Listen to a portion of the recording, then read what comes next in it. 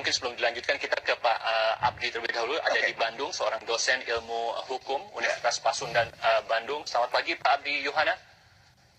Selamat pagi Pak Hariman, selamat pagi Pak Jaja. Pak Abdi, kita pagi ini bicara mengenai upaya pemerintah untuk menuntaskan berbagai kasus pelanggaran HAM berat yang terjadi di Indonesia. Salah satu cara ataupun upaya yang dilakukan adalah dengan rencana membentuk komisi kebenaran dan juga rekonsiliasi yang sebenarnya digagas oleh Menko Polhukam. Anggotanya terdiri dari Kejaksaan Agung, ada dari TNI, Polri, dan juga dari BIN serta masyarakat. Ini bagaimana Anda melihat rencana pembentukan KKR ini? Ya, saya kira pertama bahwa dalam konteks demokrasi bahwa salah satu ciri negara demokrasi adalah adanya jaminan terhadap perlindungan hak asasi manusia.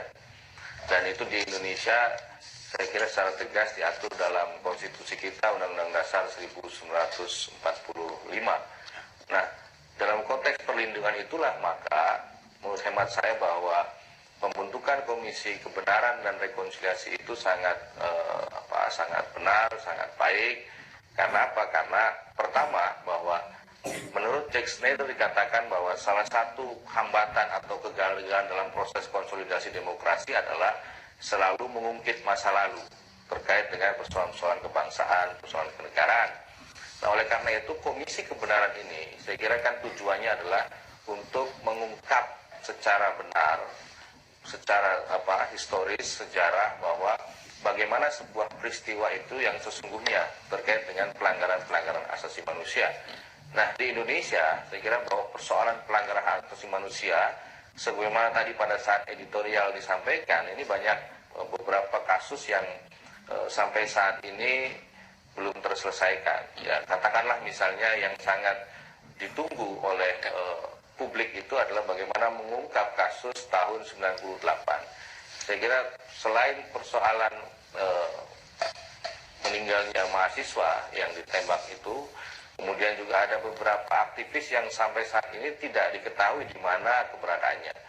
Seperti misalnya Biji Tukul misalnya.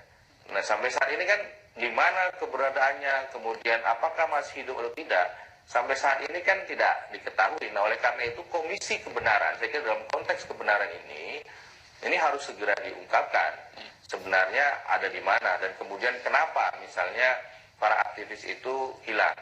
Nah, dan kemudian Komisi Kebenaran dan Rekonsiliasi ini adalah tadi itu bahwa bagaimana supaya semua komponen bangsa, semua entitas bangsa itu melakukan rekonsiliasi sehingga peristiwa-peristiwa yang saya katakan tadi menjadi pekerjaan rumah dari pemerintahan dari masa ke masa yang belum juga diselesaikan itu tidak menghambat proses konsolidasi demokrasi di Indonesia.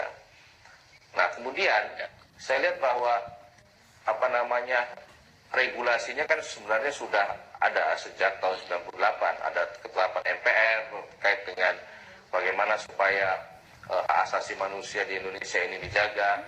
Nah, waktu itu memang pada saat pemerintahan Ibu Mega juga sudah memberikan fondasi melalui undang-undang yang tentang Komisi Kebenaran dan Rekonsiliasi, meskipun pada akhirnya kemudian dibatalkan oleh Mahkamah Konstitusi. Nah, oleh karena itu saya kira bahwa persoalan Komisi Kebenaran dan Rekonsiliasi ini itu cukup mendesak untuk segera bisa direalisasikan. Karena apa?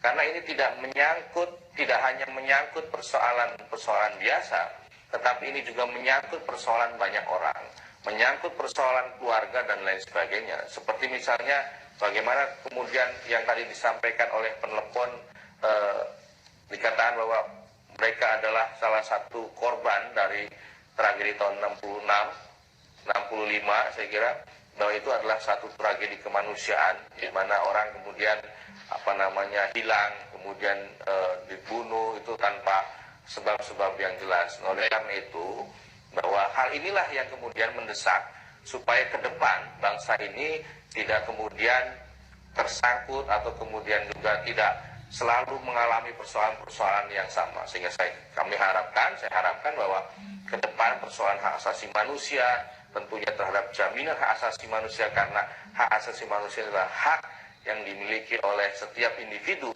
di negara ini, dan Saya kira itu adalah Baik. tidak bisa negara kemudian membatalkan hak asasi tersebut. Saya kira begitu Pak Hariman. Baik, terima kasih Pak Abdi Yohana atas opininya. Yang penting intinya di sini kita mendesak pemerintah untuk segera merealisasikan, karena ini bukan persoalan biasa, ini menyangkut harkat martabat manusia, keluarga, korban juga kerabat dari korban pelanggaran HAM yang terjadi di Indonesia selama ini. Baik, terima kasih Pak Abdi Yohana, dosen ilmu hukum di Universitas Pasundan Bandung. Baiklah, sekarang kita akan jeda dulu, nanti Mas Jajat juga akan menanggapi